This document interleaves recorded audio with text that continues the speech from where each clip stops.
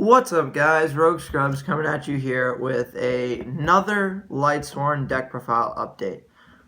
So I recently actually just got back from Providence Regional, and I got 10th place, getting my invite for the second time, because the week prior I actually got 9th place at the Massachusetts, or excuse me, 2 weeks prior I believe, I got 9th place at the Massachusetts Regional, which I also got my invite.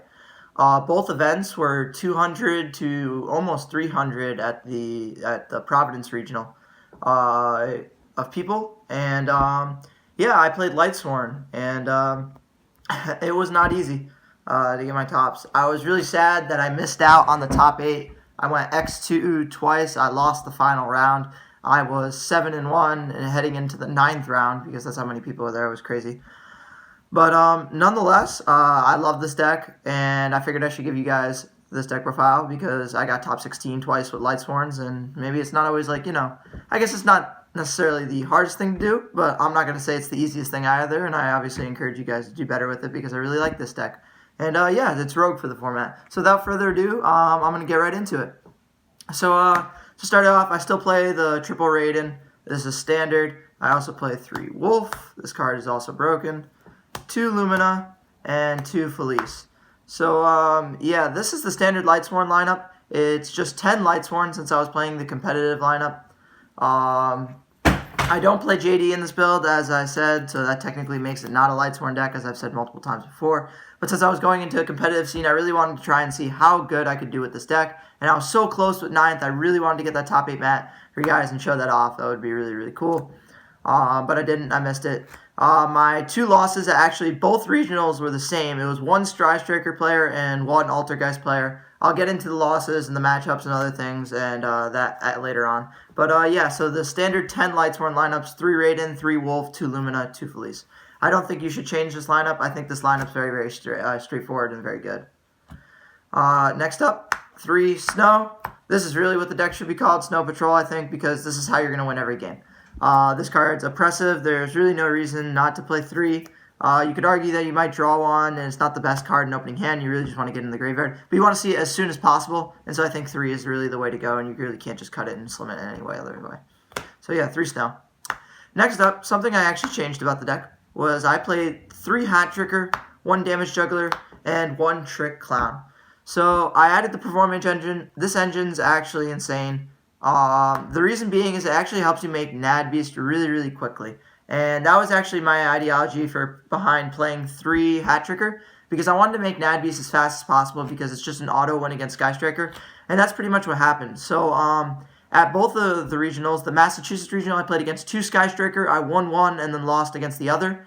And this Providence Regional, I played against 3 Sky Striker, winning against 2 of them and losing against 1 of them. I went to game 3 in all my losses. So, yeah, it was literally just a grind game. Making Nad Beast as fast as possible was really, really good. This card's really good. And I really wish this card was at more than 1. I think the OCG has 3 of it. This card's insane in Lightsworn. If you could play 3, this is probably a card you'd want to play 3 of because it just saves you a turn. It means, like, you don't always have to use your Snow immediately. And people just never see this card coming because it's older. And, yeah, the 1 Trick Clown is the perfect ratio. You don't want to play more of this than this, because this is just 1 of. Yeah. So, yeah, that's the Hat Tricker engine. Next up, I played 2 Goblindbergh. I cut Photon Thrasher, and the reason being is that when you Solar Recharge and you draw into a Photon Thrasher, and if you mill a Wolf or anything like that, and you try to start your plays, the Photon Thrasher becomes dead in your hand. And, so, yeah, I didn't want to, like, be forced to, draw that late game or anything like that. It wasn't going to help me because I just played other cards instead. I thought that were better and turboed out. But Goblindbergh, on the other hand, is absolutely amazing because it gets the Felice, it gets the Wolf out of your hand, and it's a level 4 Earth, so it also helps make Nad Beast if you do draw the Glow Bulb right off the rip. Yeah, and it's just really, really good. It's people's most the impermanence target most of the time because it does use your normal summon up. But yeah. Next up, I play 1 Spirit Master, 1 Balancer Lord, and 1 Giant Rex. These are all Gold Sark targets and also cards, obviously, you could banish off Snow to gain your advantage. This card's amazing. This card will never be taken out of this deck as long as Snow's a card. It's also one of the reasons, yet again, how you make Nad Beast because that's level 4 Earth. There's multiple ways to get to Nad Beast. Generally, the first turn combo play is to end on Curious Nad Beast. I can show a way you can do it, but realistically, it's Lightsworn, so every way you mill it is like kind of different, but you can get to it in quite a bit of different ways, and it's actually kind of consistent. So yeah, the 1 Giant Rex is absolutely necessary. The Balancer Lord, I love this card because if you open Gold Sark and if you draw a Giant Rex, you have another target to get a card out of your hand, such as a Wolf or Felice that's sitting there dead. It's also just really good in graveyard too. If you mill it off Snow, it can get a Felice out of your hand later game when they don't expect it. Because if you Book of Moon something with Snow and then Felice their monster, it's really, really good. I played against Thunder Dragon and it was kind of an auto win because you can just Snow down their monster and then Felice it and they can't save it. It's just a really, really nice touch to have. So yeah. Then I played the Spirit Master. I wasn't a huge fan of this card because I never really resolved it all that well.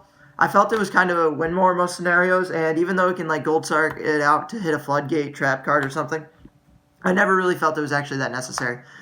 So I'd actually cut this card, and I'll talk about something else later on as far as like substitutes for it. But you can definitely play this card. It is something that some people might not see coming, especially if you have it in your hand and you banish it with Snow, and they weren't expecting it. It's a free pop, so yeah. Wasn't bad. It wasn't great though either. The 1 Glow Bulb, this card's nasty. Obviously, you have to play this card because it just makes your Nad Beast. It also makes Trish, which I made against a guy twice in one game because he bounced it back with Soliloquy, so it was against an Altergeist. Next up, I play the Dark Worm again and the Dragon's Version, Destrudo, which is broken. I love these cards. I initially didn't like this card because of the fact that every single game I drew it was kind of sad. But I just loved playing Dragon Shrine that I felt it would be stupid not to play this card because it's just so free. And you can constantly get it back because when you exceed with the Pendulum, it goes back to the graveyard. So like you just use it as your turn 1 Minerva play as like your starting thing if you open the Dragon Shrine. And then it would go to the graveyard, and then the next turn after, if they cleared your board, you'd have a free level 4 yet again. So yeah, this card's insane. And Destrudo is absolutely amazing. Having the Dragon Shrine access to make this card earlier and make level 7 Synchro plays is fantastic. Because you can always activate Destrudo, it's always live. As long as you're in the game, obviously. Not dead. Next up for the spells, we play 3 Charge of the Light Brigade. This card's absolutely amazing. It is cost to mill, so if they ash it, you still mill 3. Some people didn't know that at the regional. Just something I guess I'd clarify for you guys. This card is amazing. There's a reason it was limited before. 3 Solar Recharge. This card's fantastic. I will warn you guys when you play this deck, there's something you have to pay attention to. You should always try and make your Minerva before you play this card. Your opponent is always going to use their Ash to try and hit Minerva. So if you bait it out with the Minerva, it's better than losing 2 cards, because if you get ashed on a Solar Recharge, it's terrible because you're just going to neg 2, which is not good, and your opponent technically +1 off you. So yeah, try and make your level 4 play first if you have the resources to do it before playing this card. Other than that, this card, that's about it. Then for the other spells, I play 2 Gold Sark. This is optimal ratio. You don't want to open 3. 2 is perfect to hit that Giant Rex and get you your Balancer Lord and possibly hit the Spirit Master if you need it. Next up, 2 Dragon Shrine. 3 is overkill. You can only activate 1 per turn, but nonetheless, you still want to see it because it does start your plays and it is a free extender. Yeah. Next up for the 3 1-of spell cards I play Foolish, Rhoda, and Monster Reborn. I don't like Soul Charge. If you like that card, you are more than welcome to play that card. I just never felt it was actually that necessary. I didn't like losing my battle phase, and I didn't like spending a crap ton of life points because I already had Destrudo and Trick Clown in the deck. But that's my personal preference. I'm not a huge fan of Soul Charge. If you like that card, that can definitely be played in here. But yeah, so that's the spells. These are all standard, really, really powerful 1-ofs. And last but not least, I played the 1 Shade Brigandine. 1 is perfect. You don't want to play 2 because if you mill 1, it sucks. And it's just a free level 4 yet again. You want as many free level 4s as possible. So this card was really, really good. On to the extra deck. I play 2 Minerva. You can argue and say you only need 1. That's fine. I think 2 is the optimal way. There was many games where I made 2. So yeah, this card's insane. Yeah. For the level rank 4s, I played 1 Abyss Dweller, 1 Exciton Knight, 1 Tornado Dragon, and 1 Utopia the Lightning package. This card I ended up putting in because I was afraid of certain decks and being able to prevent Ray from coming back before I nuked the board before I made Black Rose because they give you that extra zone with that Shizuku or Kagari was pretty nice. Although it didn't come up as much as I thought it would. So you could definitely side deck this card instead and play a different rank 4 that might have more utility. Exciton Knight is an absolute staple. This card's fucking insane. People pick this up in Reddit all day long. They forget what this card does, and it's really easy to lose value in this deck because everything comes from your graveyard. So since you play with your graveyard, your opponent's always going to generally have more cards on the board, and you're just trying to make them overextend and nuke it and play with the Snow. Tornado Dragon's absolutely amazing. You need this against the Altergeist matchup. which I played 2 of, and like I said, that was my second loss at both regionals. I played against 2 of them at both regionals, won 1, lost 1. Yeah, that was actually the final match I lost against because I didn't draw any of my side deck cards, which I'll talk about a little bit later as well. And Utopia Lightning is absolutely insane. You can never take this card out. It's free games. People just don't realize that 5,000 damage is just game. Like that and like 2 snows, it's over. So yeah, you should definitely play Utopia Lightning. I would never cut that card. Next up for the MVP, Naturia Beast. You need to play this card. This card's absolutely insane. It's a free win against Sky Striker if you make it turn 1. Yeah, there's not much explaining to do there for that synchro. For the level 7s, I play Shooting Rhizar, Black Rose, and Michael. Shooting Rhizar is absolutely insane. So this is also why Destrudo is really, really good, because it makes, or in Dragon Shrine as well, because it makes opening this really, really consistent. And this card allows you to get the snow to the grave faster, or it can even put win more cards as well. Like I put the Spirit Master at times just so I had it to banish on my opponent's turn. And it also allows you to Black Rose. So if you guys don't know what this card does, I guess I'll explain it real quick. When this card Synchro Summon, you can Foolish Burial a monster. The monster, whatever the level of the monster you Foolish Burial, he loses that level. So it's kind of like his own Destrudo. What you do is you send the level 4, you always send Snow, you might send a Damage Juggler for next turn, but whatever you send, you can't activate that monster's effect that turn. So you wouldn't ever send Wolf, you won't send Felice, you don't send those cards. You just send other extenders, like Giant Rex is a good send because you can have it on your opponent's turn and the next turn follow up. But yeah, the main thing is you send a level 4 because it makes it level 3, and then if you have Snow, the second effect is a quick effect during your opponent's main phase to Synchro Summon with monsters you control, which allows you to summon Black Rose, and I'm sure you guys all know what that does. So yeah, it's just a free nuke and interruption during your opponent's turn, and a lot of people don't see it coming. So a really, really good card. Definitely want to play these. And Michael is also the same thing. This card is just a spot removal that's really, really amazing. Lastly, I played Trish. So this card was awesome. I Trished a guy twice because he was playing Altergeist, and this was the Altergeist matchup I actually won against. Yeah. And what he did was he soliloquized it back. I had already used Glow Bulb that game, but I drew Monster Reborn for the Glow Bulb, so I made it a second time and banished all his resources. And yeah, so I just outgrinded that game, and it was really, really good. I love this card because it doesn't target. It also helps against a Trickstar matchup, which I played against at the Massachusetts, not the Providence Regional. And yeah, it's just really, really good. So I definitely play that card. Lastly, for the links, I play Pentastag, Underclock Taker, and Curious. These cards are the best links, in my opinion. You can play Boral Sword without a doubt. You can play other things instead. You can cut Dweller. You can cut other things.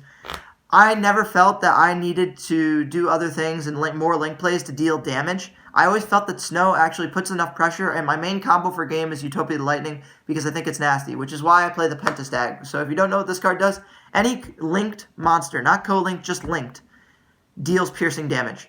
So this is really, really good, yet again, against the Altergeist. If you make this and then put Utopia the Lightning under it, you do 5,000 piercing. It's essentially the same combo you would do with the Underclock Taker, which is to be with the Utopia Lightning when they have a monster attack mode, make their monster 0, poke them for 5,000. These cards are insane. The other thing is you need to know is it just says linked monster. So this can be anywhere on the board. Curious, I'm not going to explain. You guys know that you need to play this card. This card's absolutely phenomenal. It's just Foolish Burial. But if I have like Pentastag here, and I summon Utopia Lightning over here, it's technically still linked, so the effect still goes off for them to take the piercing. So this card was really quite the MVP. I liked it a lot. I would definitely keep it in the extra deck. But you guys can play whatever you guys like. That's the 15-card extra deck I went with. The only change was I added Pentastag instead of actually Boral Sword for this regional, and I cut Omega for Dweller. Last up for the side deck, I played 3 Ash Blossoms. I didn't main deck any hand traps at the regionals. I didn't think it was actually necessary.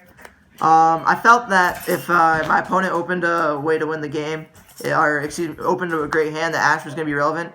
I was going to lose anyway against Sky Striker. I'd rather it have been an extender, so I can try to make like that Excite at Night faster, try and get rid of the multi-roll and stuff. Next up, I played 3 Kaijus.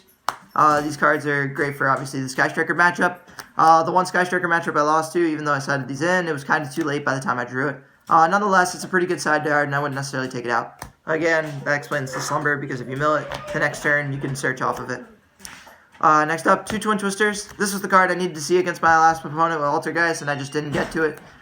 This card's insane. Yeah, you could even possibly play a 3. Next up, 3 evenly matched.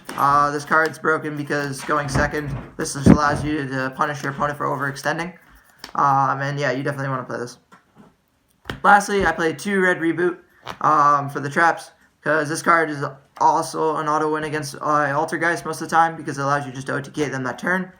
And then the 15th card, I played Chimera Tech. I didn't see a single Cyber Dragon. I didn't need to play this. I guess I was afraid of getting, like, a turn 1 board of, like, Infinity and a bunch of stuff, but it ended up not happening. So, yeah. But yeah, so that's the deck profile. I would definitely cut this. As far as other recommendations, the next card I want to play is Mothman, and I thought about taking it out, but I wanted to give you guys the list I actually did top twice with, so I didn't bother to make the changes immediately. But I would actually cut a Hat Tricker, because even though I opened the combo to make Nad Beast pretty quickly, this card can clog in your hand at 2s, because you still need a way to get that second monster on the board, especially if you're going first, and that's what I wanted to do with this deck to make the Nad Beast. So I would actually play 1 Mothman instead of 3 Hat Tricker. That's just a personal tech choice. I would actually also cut the Spirit Master and play maybe even 2 Mothman, because I really like this card. It's a free level 4. I've been checking it out. And yeah, being able to discard and draw a card, it fixes hands. It's really, really nice. I would just play the Mothman. No need to play the Chupacabra or anything else, because you want the discard effect at times, even if it gets hit. Yeah, but that's the deck profile. I guess I can show you a really quick combo for curious. It's pretty simple in order to get to that. I mean, if you open Gold Sark and the one of Foolish Burial, you have it. But yeah, let's say like you're trying to get a combo to open it turn 1. One of the easiest ways is going to be like a Charge of the Light Brigade, a Hat Tricker, and what is going to be, Illumina.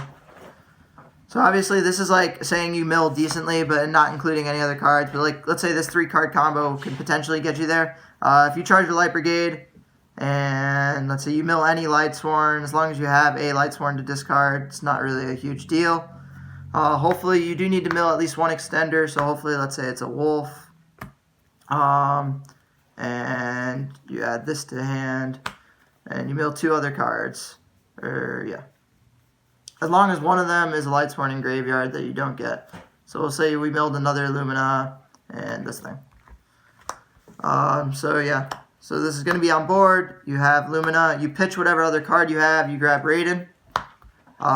Then you can special summon your Hat Tricker that you open. You link these 3 in to make Curious. You dump the Glow Bulb. Curious mills 3. Then you use the Glow Bulb's effect to make your Synchro for 5 and summon that Cherry Beast. And yeah, so that's the deck profile, guys. Thank you so much for watching. Rogue Scripts out.